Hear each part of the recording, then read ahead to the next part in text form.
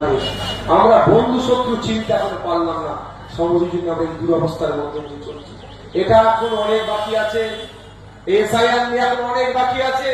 আপনার লড়াই করার লোক কোথায়? আপনার হয়ে বলার লোক কোথায়?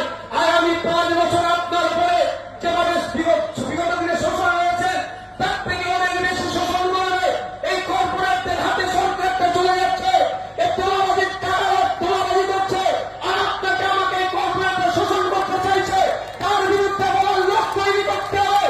এই বোলপুর থেকে অধ্যাপক বাপি সরেনকে পাঠাতে হবে। এবং বোলপুর থেকে, মুরারাই থেকে, আসাম থেকে, এবং আপনার রামপুরহাট থেকে, শিউরি বিধানসভা থেকে সিপিআই এর প্রার্থী যিনি আছে মতিউর রহমানকে জিতিয়ে আমাদেরকে পাঠাতে হবে। আপনার আমার হয়ে লড়াই করুন।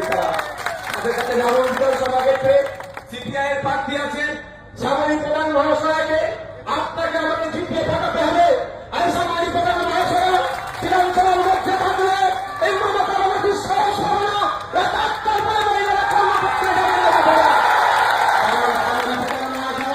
আপনার আমার বাড়ি নিয়ে আপনার আমার জন্য কথা বলবে, লালন নাখান চিহ্ন বলছে রাত 8টার পরে মহিলারা কর্মক্ষেত্রে যাবে না, এ কথা বলা যেতে পারে না।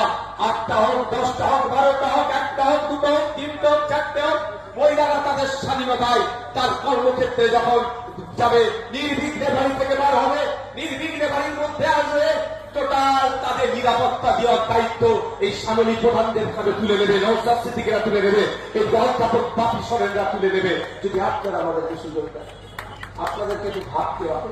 তাছাড়া এখানে নাগপুর বিধানসভায় আছে সিপিআই এর প্রার্থী কি মনসা হাসদা মহাশয়। বোলপুর বিধানসভা আমাদের বাপি সরেন এখানে উপস্থিত আছেন। এনারা যারা আছেন শিউরি বিধানসভা ক্ষেত্রে সিপিআই এর প্রার্থী কি আছে? সিপিআই এর প্রার্থী মতিউর রহমান সাহেব। নারায়ণ বিধানসভার সিপিআই এর প্রার্থী শ্যামলী প্রধান মহাশয়া। নাগপুর বিধানসভার সিপিআই এর প্রার্থী মনসা হাসদা এখানে এসে পৌঁছায়। আচ্ছা, বোলপুর বিধানসভায় আইএসএফ এর প্রার্থী অধ্যাপক বাপি সরেন মহাশয়। শুধু এটা নয়, বীরভূম জেলায় যে কটা সিট আছে বিজেমুলকে পরাজিত করতে হবে।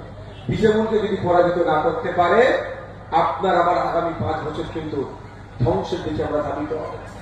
এদিকে জোড়াফুল বলছে 1,500 টাকা মাসে দেবে আপনার আমার বাড়ির শিক্ষিত বেকার যুবকদেরকে, আর আমরা খান চিহ্ন কাস্তাবি তারা চিহ্ন বলছি 1,500 টাকা নয়, ন্যূনতম মাস গেলে 15 থেকে 22,000 টাকার কাজের ব্যবস্থা করে দেব।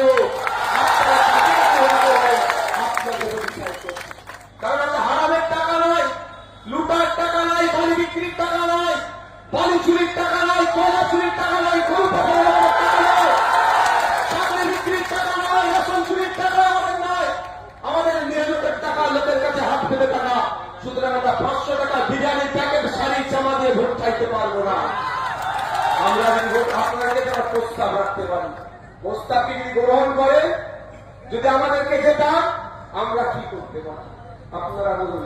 এই বোলপুরের মানুষেরা, ইলামবাজারের মানুষেরা, বীরভূমের মানুষদের বলছি, হেভি ট্রিটমেন্ট নিতে গেলে কোথায় যেতে হয়?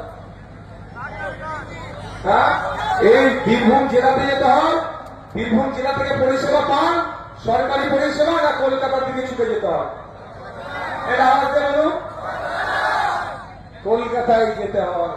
কেন কলকাতায়? স্বাস্থ্যসাথী কার্ড দিয়ে আপনাকে বোকা বানাচ্ছে। স্বাস্থ্যসাথী কার্ডে সব থেকে বড় স্ক্যাম চলছে। যদি ঠিকঠাক হয় ওই স্ক্যামের গোড়া দেখবেন কালীঘাটে পৌঁছে যাবে। কারণ বলে দিচ্ছি 2024 সাল